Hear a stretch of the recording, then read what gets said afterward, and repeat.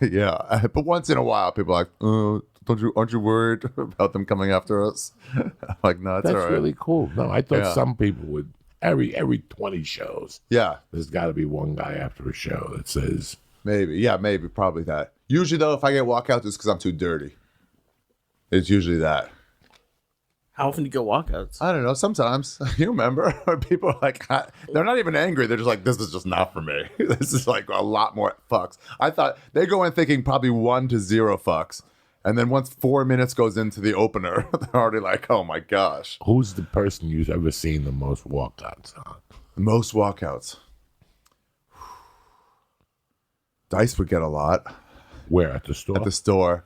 People were just like, yeah, he loved it.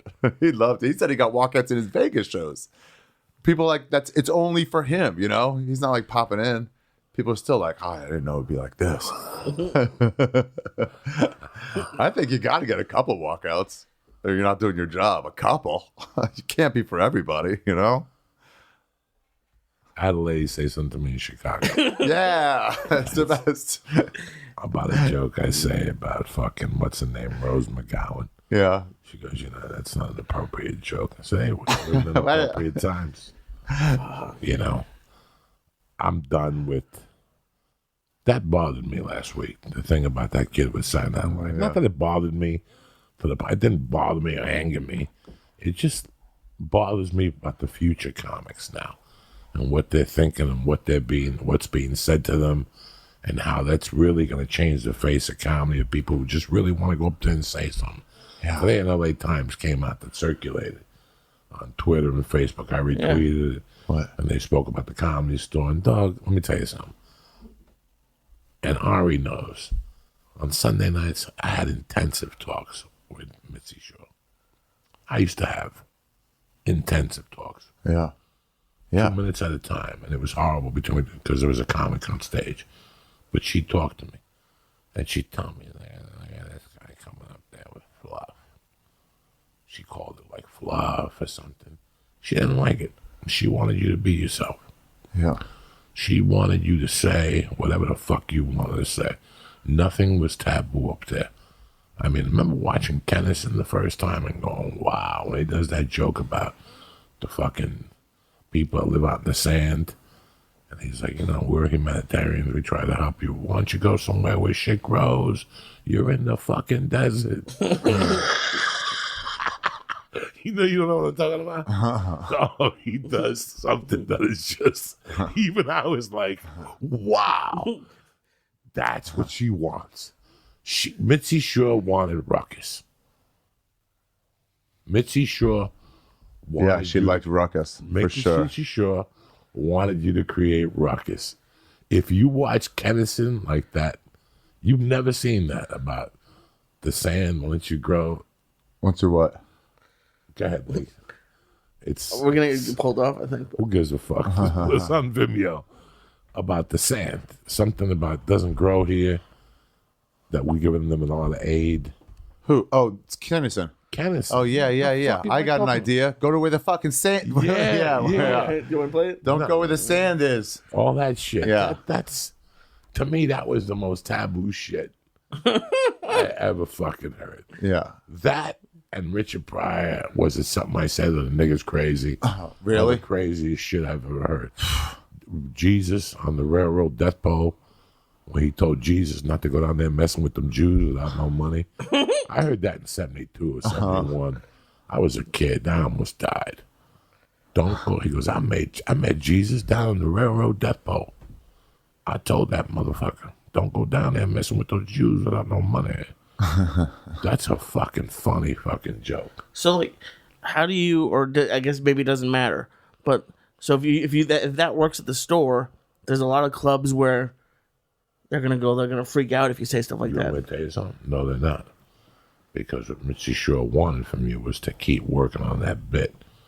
So when you do go on the road, that joke comes off just like you're the original. Right now, the training I did the last year after my Netflix debacle, which I've said 1,000 times, is just to train at the Comedy Store. I was wasting my time doing spots everywhere else. I'm a Marine. Why am I going hanging out with the Air Force guys?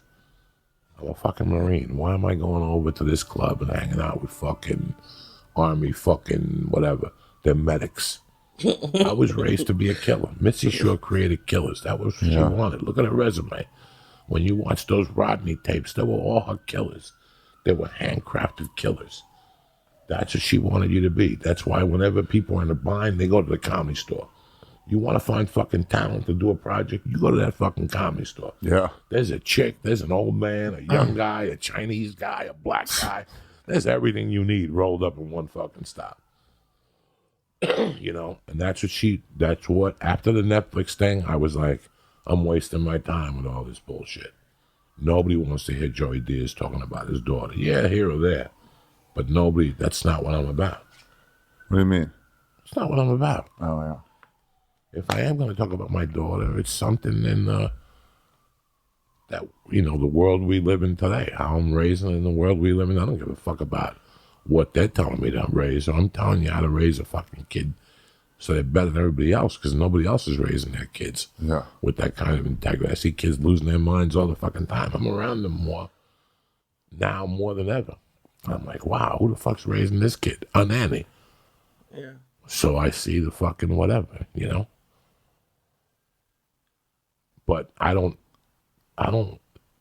how can you fire me from a TV show because I put something on Twitter? What about the guy I kidnapped 30 years ago? You really, you know what I'm saying? Like, you're really going to give a fuck? They call it the cancel culture. So what are you going to cancel? What are you going to cancel on us? A gig where? Unless you rape somebody or you fucking, even if you take your dick out. Now, Louis C.K. proved you're still selling out. Yeah. So you got to rape the bitch and get caught with the fucking kid. You know, 23andMe's got to be there with the fucking kid. And then you got, you know, like if you fucking, even sexual harassment, they give you a little break now. They put you back in. Yeah, even what's his name is back, Ari from fucking Johnny Piven. Yeah, I've seen him around. Yeah, he's doing stand up. Yeah, but they gave him a series or a movie. They put him in a movie. Yeah, easing him back in. Yeah, they ease you back in. They give you, bro. Everybody get. Listen, how bad was Robert Downey? Did you know that Harvey Weinstein is out, like around town?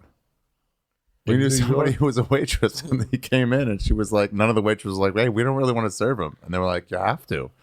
And they were like, "We don't really want to." Like, yeah. They're like, this fucking stuff. We don't like that guy.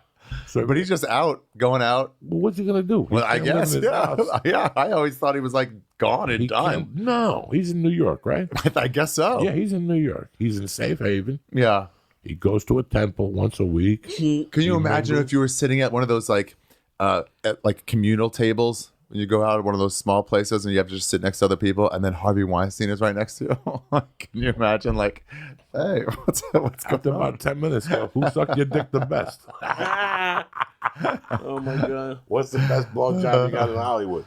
And he'll tell you, you know what? Believe it or not, it was this one extra one time. She sucked my dick like she wanted a voucher. You know? Wait, but you don't think you'd stay in your house? I would stay in my house. I would for a while, I guess. I wonder. Louis C.K., I mean, what do you feel like? What do you go through?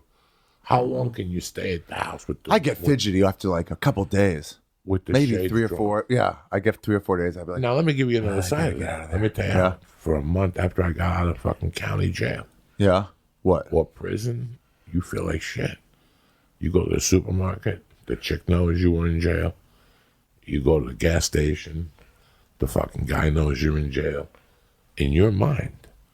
So I can't imagine being Louis C.K., who got all this shit taken from him in one day, or being Harvey Weinstein, who got everything taken from you. What do you do? What do you do? In Louis C.K.'s situation, what do you do? Exactly what he did. He dropped off the face of the earth for a month or two, and then he said, what am I going to do? I can't stay in this fucking house. You got to go out. I got to go out. And they took him back at the Comedy Cellar. Yeah. They accepted him back. So that's it. Little by little, he didn't bother nobody. Somebody tried to fuck with him along the way and taped one of his sets that he was working out shit, and they made a big deal about it for no fucking reason. And he's back. He's just selling out Toronto. Yeah. There was an article today that he doesn't want tape recorders, nobody taking notes. whatever. Everybody has their own thing. But we've become the judge, the jury. What's that expression? An executioner. An executioner. You ever see one of those things where everyone gets mad about something and you're just like, in your head, you're just like, I don't even see what you guys are even talking about. I don't see what you're talking about. What? Like sometimes you're like, oh, is this a right reaction? Is this a wrong reaction? And then other times you're like, wait, I'm not even trying to see what you guys are even talking. Like, what are you even talking about? It seems like a fucking made up anger sometimes, where it's like, you guys, I don't really think you think about this. And the bus throw Yeah. is for no reason. Look at this guy, the Prime Minister from Canada. Trudeau. Okay, take a look at this poor bastard. Now, he's sitting there at home 6 months ago, watching World News Tonight, just like my fucking fat ass. And he's watching what that guy went through in Georgia. That in college, he fucking put on blackface, and they tried to accuse him now. And then the guy was like, man, not only that, I put on blackface one time for Michael Jackson. Who said that? The governor of Georgia. Hilarious. Oh, yeah. And he didn't mean it. You could tell he had no fucking anguish in his heart. Again, they tried to blow it up. I don't know who it was, the right or the left. I don't even know what that means. But then you got a guy like Trudeau that's sitting at home. That jerk off sees this. Right. Instead of going, hey, you know what? Going to his defense and going, hey, you know what? Years ago, I got drunk and some chicks put blackface on me and released those photos. Look what he went through last week. Yeah. Is that his story that he got drunk? And I don't know. Oh, okay. But I'd rather go to the punch before they do. What do you mean go to the punch? Get there before they do. They're going to find out. Yeah. Listen. You know what? I'm sorry. Benjamin Netanyahu, they were blackmailing him. He's running for governor of Jerusalem way back, mayor of Jerusalem. And his opponent took a bunch of pictures of him cheating on his wife and sent it to him. Said, drop out or these go to the fucking press. And then he called a press conference himself with his wife. Said, this guy's blackmailing me. That's private matter shit. And he fucking shot up and beat the guy. That's it. Yeah. Wow. Beat them before they Don't feel say it shame. about That's you. what that John Ronson book says. No. The ones who don't actually feel any shame, it doesn't really touch them. Listen, nothing bothers me more when you look at a guy and he's got veins coming out of his neck and he got popped for steroids. And he's telling you he didn't do it. Yeah. You hit 22 home runs a year, 18, 19, 20, 18 again, 47, and then back to 19. And they look you straight in the eye and they're telling you this. I don't get mad at those people. Yeah. I feel bad for them because this is what they have to do to keep it together. I've got tons of skeletons in the closet. We all do. Yeah. If I feel I've pretty much released pretty much all the skeletons in my closet, except a few aces I'm holding on to in case the judge needs to renegotiate my escape to Nicaragua. Yeah. You gotta have some stuff to sell. I gotta have some stuff to sell. Leverage.